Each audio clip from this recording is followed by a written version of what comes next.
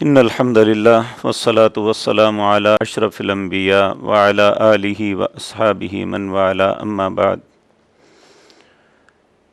لن ینال اللہ لحومها ولا دماؤها ولکن ینالہ التقوی۔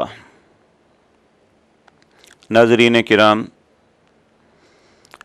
عید الاضحیٰ کا وقت قریب آ رہا ہے۔ ہر وہ شخص جو استطاعت رکھتا ہے وہ قربانی کی تیاری کر رہا ہے۔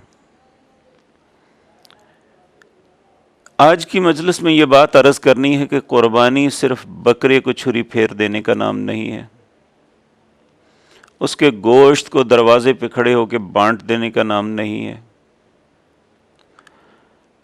بلکہ قربانی ہے کیا اور کن کی قبول ہوتی ہے۔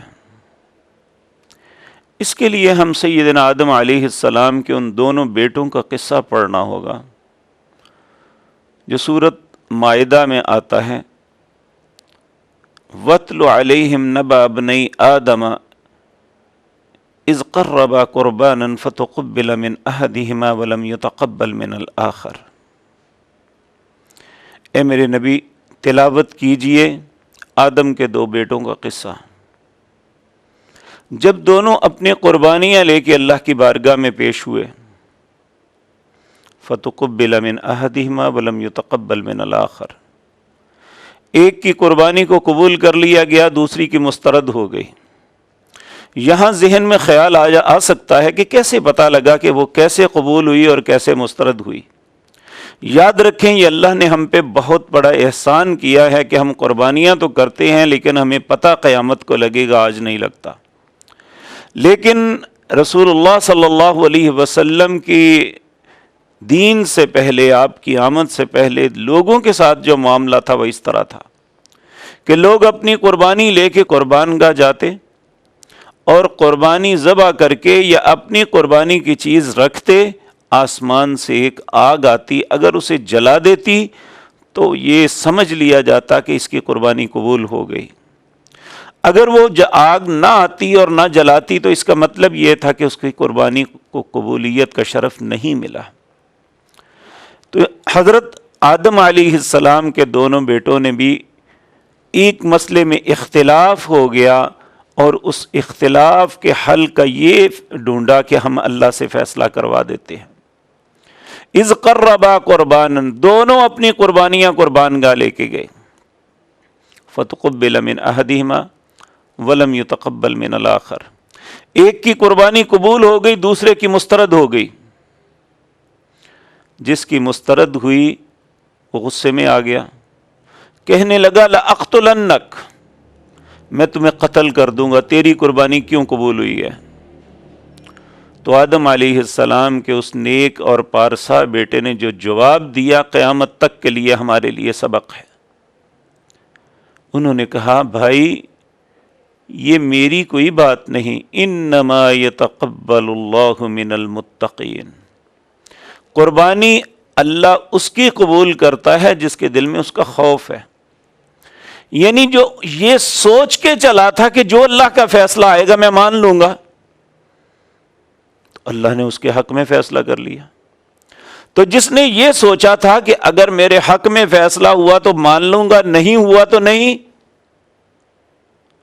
تو اللہ نے اس کی قربانی، اس کے دل میں کھوٹ آ گئی۔ اس لیے یہ یاد رکھیں کہ دل کا اخلاص ضروری ہے، تقوی ضروری ہے قربانی کے لیے۔ اللہ رب العزت نے قرآن عزیز کے اندر یہ بات فرمائی، لن ینال اللہ لحومها ولا دماؤها، نہ تمہارا خون نہ تمہارا گوشت نہیں پہنچتا، ولکن ینالہ التقوی، تمہارا تقوی پہنچتا ہے۔ یہ اس لیے بھی کہا کہ مشرکین مکہ اور دوسرے لوگ قربانی کرتے بتوں کے لیے، پھر اس کا خون بت کے اوپر مل دیتے یا اس کا گوشت اس کے سامنے رکھ دیتے کہ یہ اسے قبول کر لے گا۔